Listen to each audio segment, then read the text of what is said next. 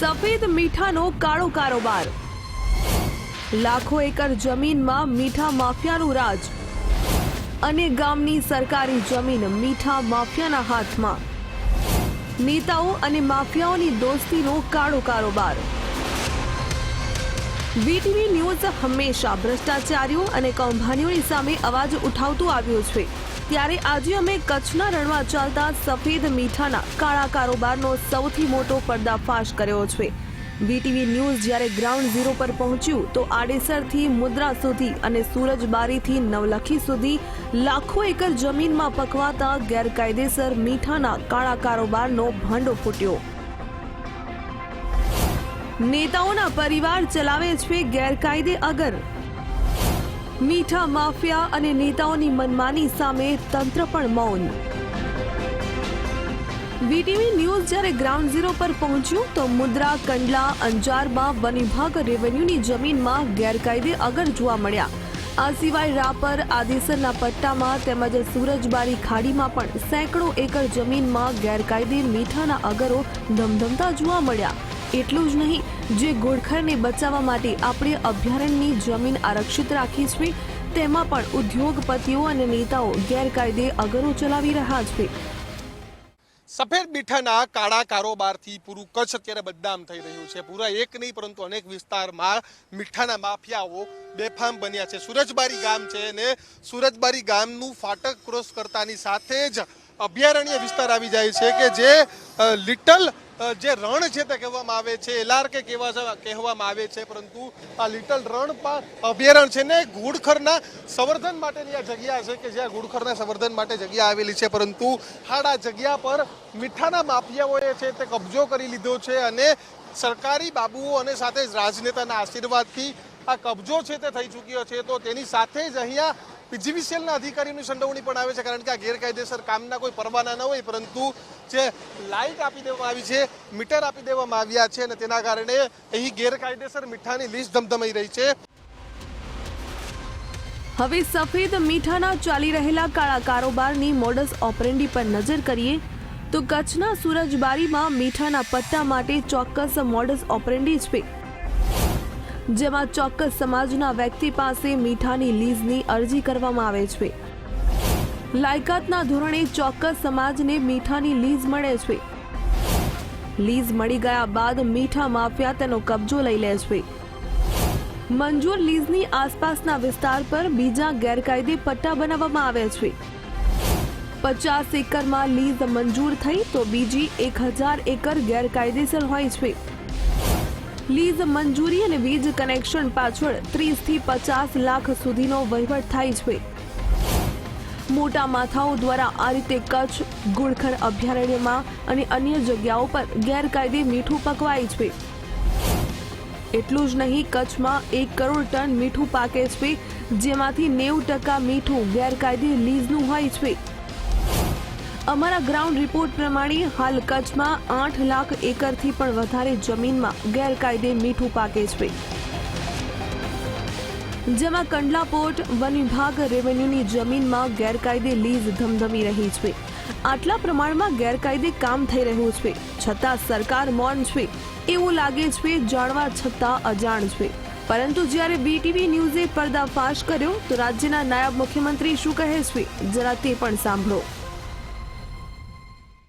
Chemical ઉપયોગ માટેનું મીઠું બનાવવાનું, બ્રોમાઇન બનાવવાનું, આ બધું ઘણું કામ, લાખો ટન મીઠું જ્યારે પકવાતું હોય ત્યારે બધું લગભગ રોયલ્ટી ચૂકવી સરકારે ભાડે આપેલી જમીનમાં નિયમિત ભાડું ભરી અને મીઠા ઉત્પાદકો, અગરિયાઓ આ કામ કરે છે. જે મધ્યમ અને ગરીબ વર્ગના જાત મહેનત કરતા અગરિયા છે, એમને તો સરકારે ટોકન ભાવે જમીનો આપી ખૂબ રાહત આપી એમની રોજગારી, એમના પારિવારિક ગુજરાન કરી શકે એવી આવક કરે એવી બધી સગવડ આપી છે અને મોટા મીઠા ઉત્પાદકો છે.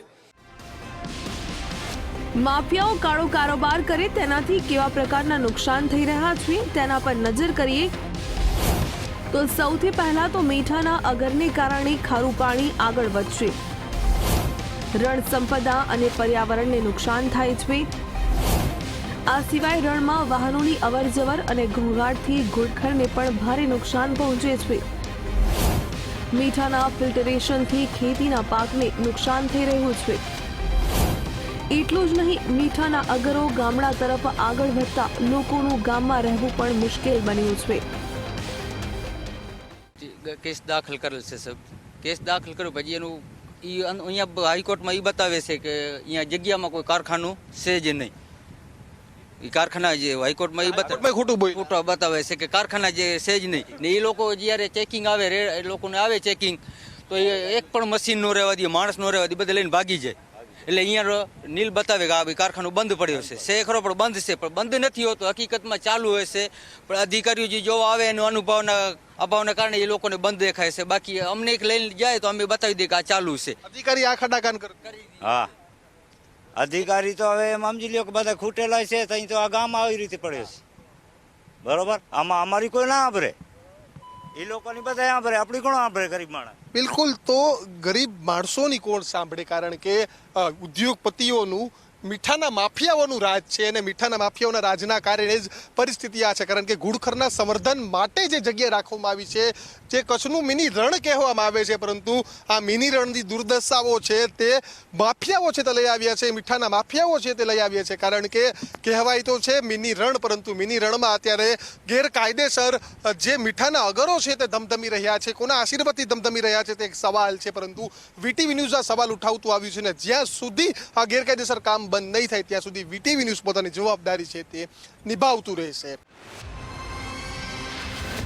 વન વિભાગ, રેવન્યુ વિભાગ, પીજીવીસીએલ, પોલીસ, રાજનેતાઓ, કંડલા પોર્ટ અને જીપીસીબી આ તમામ લોકો મીઠાના કાળા કારોબારમાં ભાગીદાર છે. કારણ કે 80 લીઝ ગેરકાયદે ચાલતી હોય અને માત્ર એક જ ગામમાં 52 વીજ કનેક્શન ગેરકાયદેસર આપવામાં આવ્યા હોય તો તેનાથી મોટું કૌભાંડ તો શું હોઈ શકે? ત્યારે સવાલ એ પણ થાય છે કે મીઠાના ગેરકાયદે અગર છતાં કેમ નથી હલતું અધિકારીઓના પેટનું પાણી? કચ્છ કલેક્ટરને બધી જ જાણ છતાં કેમ નથી લેવાતા કોઈ પગલાં? શું ગેરકાયદે અગરના નાણાં ઉચ્ચ અધિકારીને જાય છે? શું ગેરકાયદે અગરમાં નેતાઓ અને અધિકારીઓ ભાગીદાર છે? કચ્છની ભોળી પ્રજાને ક્યાં સુધી છેતરતા રહેશે અધિકારી અને માફિયા? મીઠાના ગેરકાયદે અગર પર કચ્છ કલેક્ટર ક્યારે ભરશે પગલાં? સવાલો અનેક છે, પરંતુ હવે જોવાનું એ રહેશે કે વીટીવી ન્યૂઝના સૌથી મોટા પર્દાફાશ બાદ સરકાર ક્યારે જાગે છે, અને જાગે છે તો કાર્યવાહી પણ કરે છે કે માત્ર દેખાડો તકી નેતાઓ બધું દબાવી દે છે.